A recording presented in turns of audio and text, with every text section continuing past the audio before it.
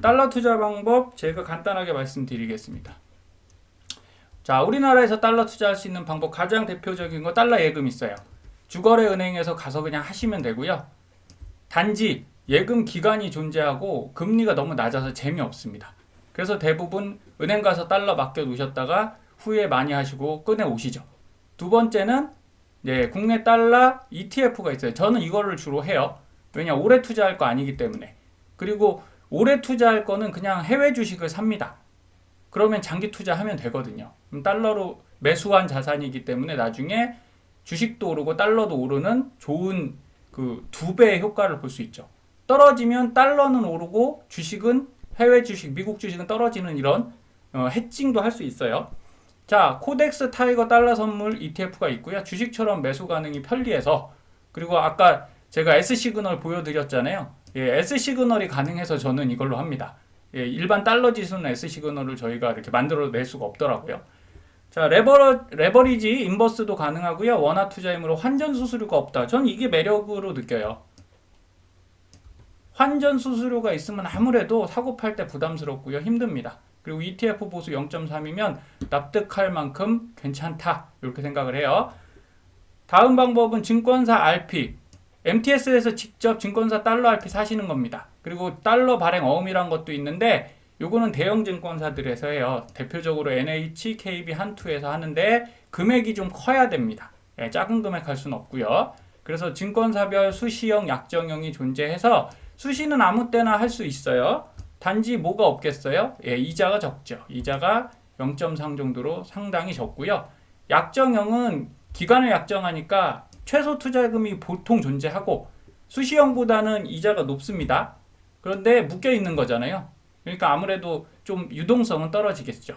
그래서 MTS에서 거래할 수 있는 장점은 있으나 이것도 결국 뭡니까? 사고팔고는 내가 해야 된다.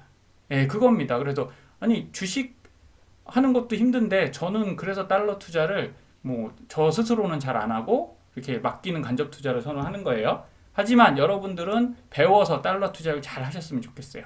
자, 마지막으로 직접 매수 있습니다. 최근에 많이들 하시는데 뭐 저는 부정적이지만 않지만 그 시간에 저는 주식이나 변액에 더 투자를 하는 성향이니까 그건 이해를 해주시면 돼요.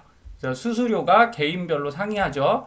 증권사도 다르고 은행도 다르고, 그리고 달러 가격대에 따라 개인이 직접 매수하니까 아까 같이 그 제가 보여드렸던 S 시그널 같은 기준이 있으셔야 돼요. 명확히 있어야 손해를 안 볼 수 있는 거고요. 손익위험을 개인이 가져가니까 사실 쉽지 않습니다. 여기 보시면 55분 전이라고 돼 있는데 치솟는 원달러 환율에 울고 웃는 미주 한인들, 지금 달러 내려가고 있잖아요. 이거 10월 초반에 제가 기사 캡처한 거예요. 그런데 그때만 해도 오르고 있었어요. 근데 한 달 만에 지금 반대로 내려간 거죠. 그 와중에 우리는 뭐가 있었습니까? 10월 초에 미 부채 한도 협상 난항 있었죠. 헝다 있었죠. 뭐 주가는 빠지죠. 이런 것들 때문에 굉장히 악재로 생각을 했단 말이에요. 경기가 안 좋을 거다. 그런데 지금 미국 주식 신고가 쳤죠. 예측할 수 없어요. 여러분, 환율과 주식은 정말 예측하기 쉽지 않습니다. 그래서 보시면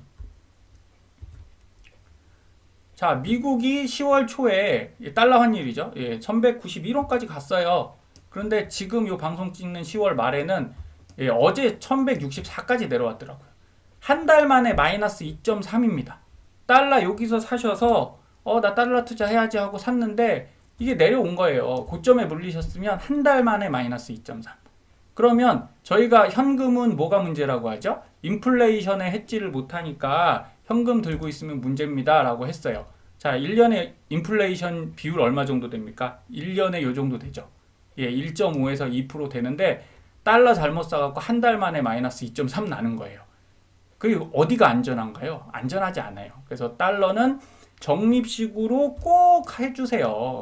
그게 아니면 제가 항상 말씀드리는, 저희는 간접 투자하는 거잖아요. 그래서 달러 평생소득 변액연금이라는 한 번에 맡기는 겁니다. 그래서 보시면 2017년 11월 29일 날 10만 달러죠. 10만 달러 1억 790을 맡겼어요. 그냥 통장에 넣은 거죠. 넣고 알아서 운영해 주세요. 그래서 미국 장기 국채하고 달러 연동해서 움직이는 겁니다. 근데 이게 2021년 3월 20일 기준으로 그때 환율이 좀 높았어요.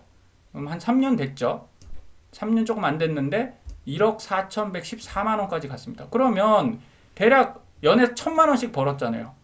내가 맨날 달러 투자 아침 저녁으로 보면서 했나요? 안 했죠. 그냥 맡겨놓기만 했어요.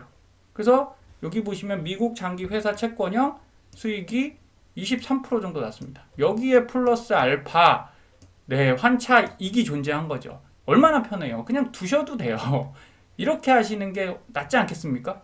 3년이나 했기 때문에 그런 거 아닌가요? 자, 그래서 보여드려요. 2021년 3월 15일 날 45,000달러를 또 똑같이 투입했습니다. 얼마 돼 있을까요? 10월 초반에 이게 45,000이면 원화로 그 당시 환율 적용해서 5,098만 원이었거든요. 5,482만 원까지 올라왔어요. 6개월 만에 8% 수익이 났고요. 자, 달러 매수 투자 시 이거를 이렇게 안 맡기고 그냥 달러만 사서 그 당시에 그냥 바로 달러를 매수해서 그냥 환전이죠. 환전해서 갖고 있었으면 5,395만 원이 됐을 겁니다. 그러면 한 90 얼마 적죠. 그런데 여기다 수수료 떼고 못 떼고 뭐 이렇다는 거예요. 그래서 어떤 게 옳다 이런 부분이 아닙니다. 저는 달러 투자만큼은 좀 긴 호흡으로 보시는 게 맞고, 그리고 내가 직접적으로 하지 못하면 간접 투자를 쓰셔라 라고 요 말씀을 드리는 거고요.